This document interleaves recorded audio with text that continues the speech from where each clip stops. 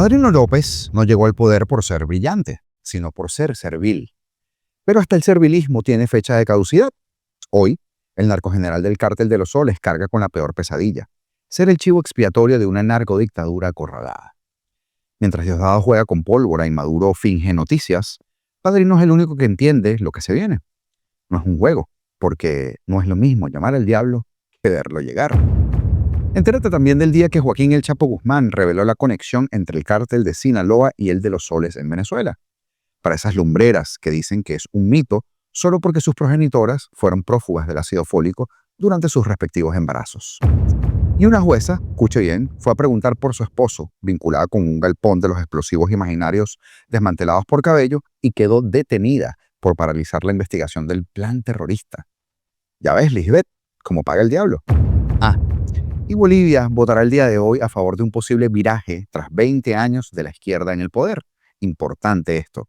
Sumar aliados a la causa, y aunque la cosa no está fácil porque no distan mucho las condiciones políticas y electorales de Venezuela, ojalá y se logre, porque de esto y más hablamos el día de hoy. Comenzamos. No fue la DEA, ni la CIA, ni la ATF, ni el FBI, ni las fuerzas especiales.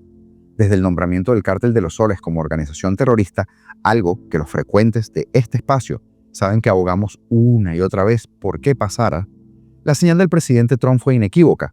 La orden iba dirigida directamente al ejército de los Estados Unidos. Entiéndase, las Fuerzas Armadas, porque son distintos componentes.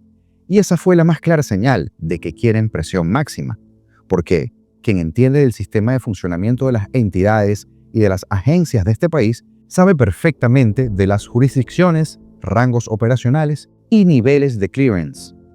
Para quien no tiene idea de cómo funcionan estas agencias, la CIA, el FBI y la DEA son agencias de seguridad de Estados Unidos con diferentes roles y responsabilidades. Por ejemplo, la CIA se centra en la inteligencia extranjera, el FBI en la aplicación de la ley a nivel nacional y la DEA en la lucha contra el narcotráfico. La CIA recopila y analiza información de inteligencia sobre países extranjeros, sus ciudadanos y sus actividades que puedan afectar la seguridad de los Estados Unidos. Su enfoque principal es la prevención de amenazas internacionales, como el terrorismo, el espionaje, el crimen organizado transnacional o la droga, sí. Opera tanto dentro como fuera de Estados Unidos, pero no tiene autoridad para llevar a cabo investigaciones criminales dentro de este país. Sus operaciones a menudo son encubiertas y se mantienen en secreto. No tienen función de aplicación de la ley, sino que proporciona información a otras agencias, incluyendo el FBI y la DEA. Por su lado, el FBI es la principal agencia de aplicación de la ley federal de los Estados Unidos. Investiga delitos federales dentro del país, incluyendo terrorismo doméstico, cibercrimen, corrupción pública y crimen organizado, y también el narcotráfico. Trabaja en colaboración con otras agencias, incluyendo la DEA, para combatir el crimen organizado transnacional. Su misión: proteger la seguridad nacional y proteger y hacer cumplir las leyes de los Estados Unidos.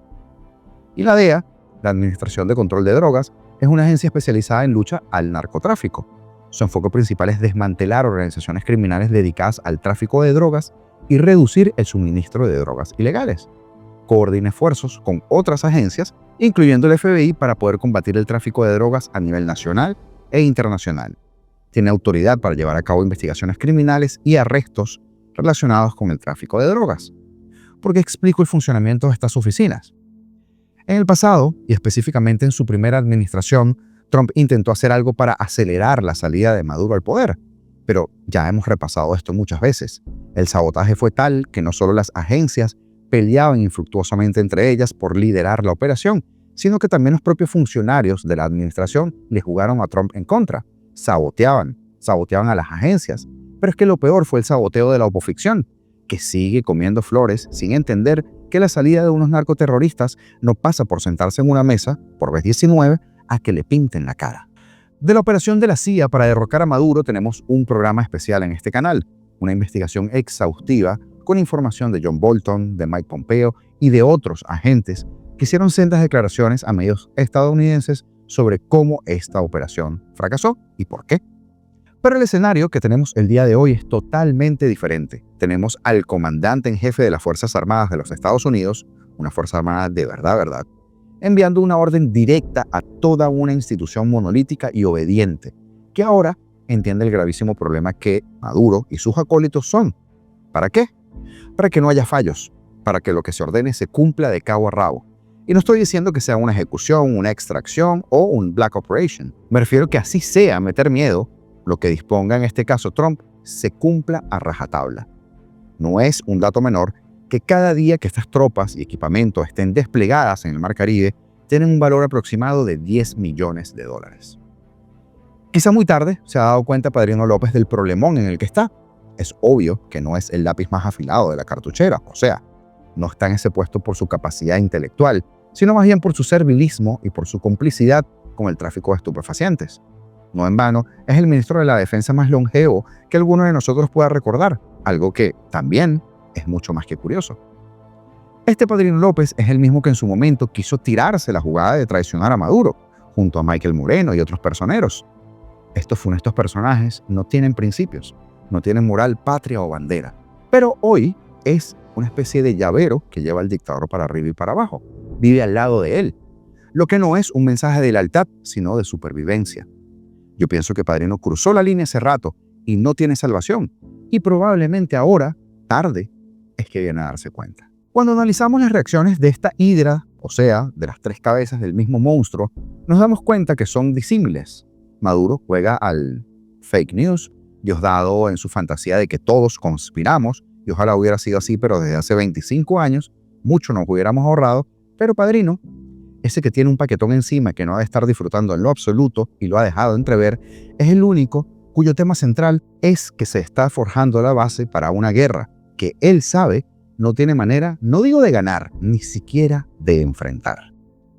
La guerra se construye como una escalada, ¿no? Primero a crear la opinión pública, que es lo que están haciendo en estos momentos, haciendo ver que el presidente nuestro es jefe de un cartel. Y eso lo están posicionando con mucha fuerza. Ayer dijeron que iban a hacer un despliegue al sur del Mar Caribe, un despliegue pues para combatir los carteles. Yo les pregunto a Estados Unidos, ¿y qué pasó? ¿No van a desplegar nada por el Pacífico, por donde sale casi el 90% de la droga para Estados Unidos? Y el Pacífico, por donde pasa el 90%, por donde sale el 90% de la droga para allá. ¿Qué pasó ahí? Ahí no van a hacer nada. El tema es Venezuela, por donde pasa 5% de esa droga y nosotros le damos palo aquí cada vez que podemos. El tema es Venezuela. Los carteles entonces están en Venezuela. Entonces el problema no es el narcotráfico, el problema es una narrativa que se quiere imponer para agredir a Venezuela. El detalle, Padrino, es que sí, antes era por el Pacífico que salía la cosa, pero ahora, gracias a ti y a las aceitunas con hueso que comandas, la cosa se ve así. Toda la producción de droga de Colombia pasa a una zona segura, o sea, Venezuela, como pueden ver ustedes en la gráfica. Y luego, desde Apure, Táchira y Zulia hacia Honduras, vía las islas caribeñas, desde Apures, Amazonas o las regiones costeras de Venezuela hacia República Dominicana o Jamaica para llegar a los Estados Unidos y a Europa, desde puertos como Puerto Cabello hacia África Occidental y luego a Europa o directamente a Europa, y desde Apures, Amazonas y Táchira en dirección a Surinam o Brasil y luego a África Occidental, teniendo como destino final Oriente Medio o Europa. Y sobre el corredor del narcotráfico del Cártel de los Soles podríamos hacer un programa especial, si así usted lo desea. Pero la idea queda clara. No se invierten $10 millones diarios en movilización de tropas por un chisme de pasillo o porque se equivocaron de océano, ¿no? Pero ¿cuál es la lloradera de Padrino? Que simplemente es el eslabón más débil de esa cadena delincuencial y no solo por una posible acción de la Marina de los Estados Unidos, sino todos esos retrasos militares y toda esa cochambre que se maneja el afán ahora pueden tomar relevancia. Apostaron por mantener contra viento y marea a un incapaz que ahora no sabe manejar el escenario en el que está metido, ni él ni los que vienen abajo, porque en el último lustro se dedicaron a mantener un régimen criminal mediante el tráfico de drogas y no a servir a la nación.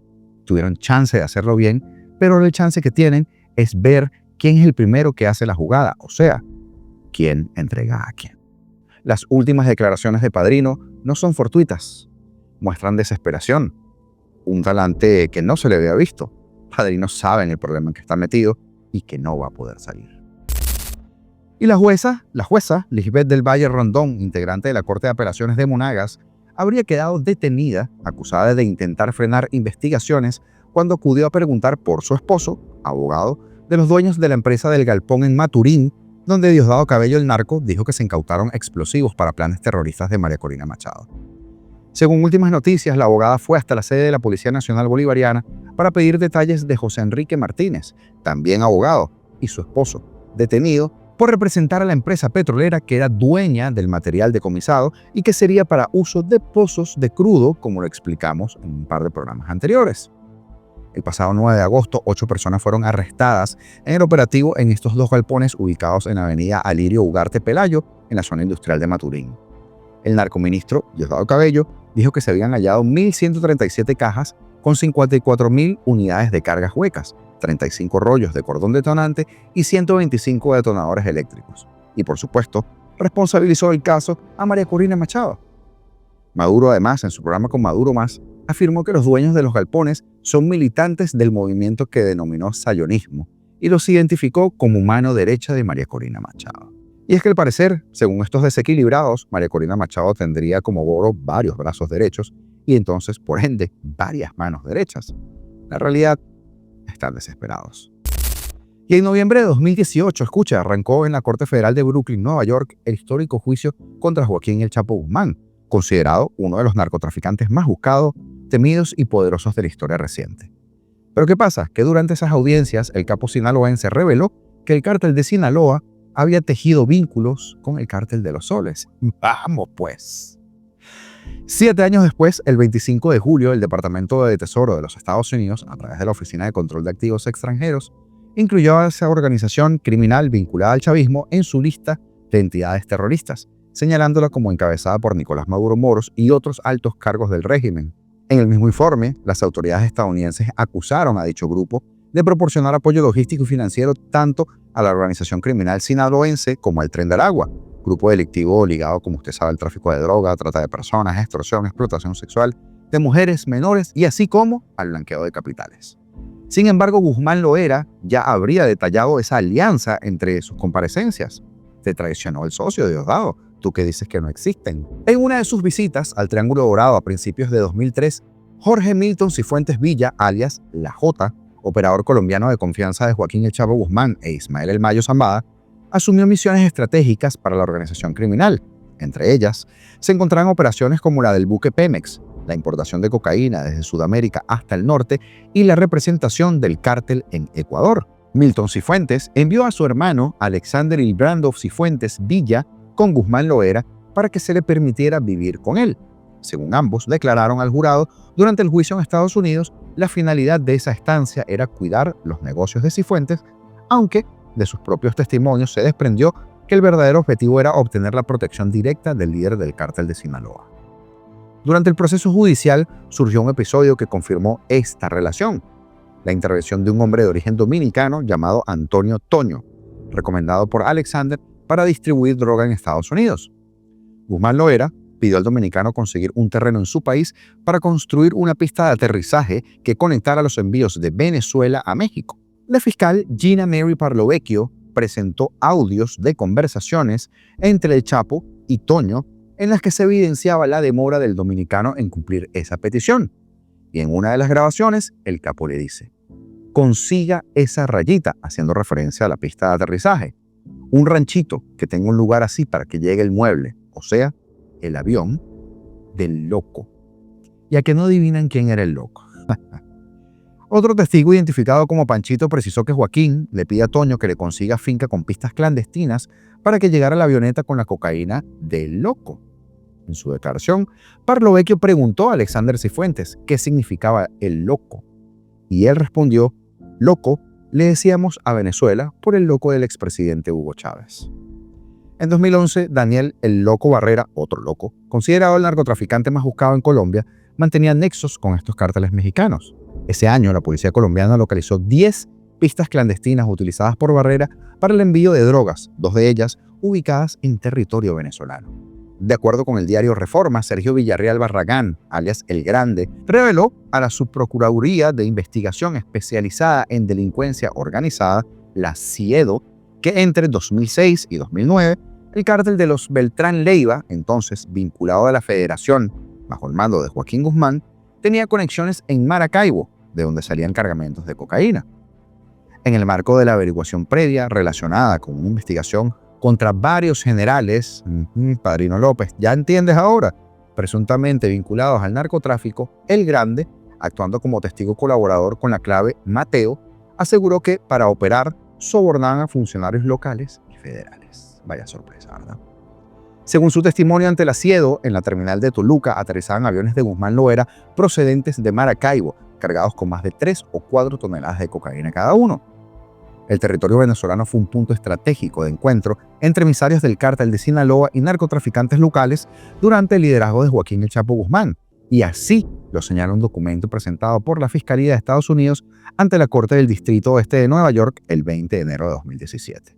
En el texto de 56 páginas se detalla la trayectoria criminal del capo durante 25 años y subraya que Venezuela, Ecuador y Colombia fueron los principales centros de operaciones desde los cuales expandió la presencia de su organización en Sudamérica, ocupando territorios que antes controlaban los cárteles colombianos. De acuerdo con las autoridades estadounidenses, el modus operandi de Guzmán consistía en infiltrar miembros de su organización en estos países para negociar directamente con traficantes locales y así asegurar cada eslabón de la cadena de suministro. Esta estrategia consolidó la ruta de transporte de cocaína hacia Centroamérica y México, con el destino final de Estados Unidos. No es precisamente hoy o hace unos meses que distintos periodistas y fuentes de inteligencia venimos hablando del cártel de los soles. Solo que ahora llegaron al llegadero y de esta no se van a salvar para contarla.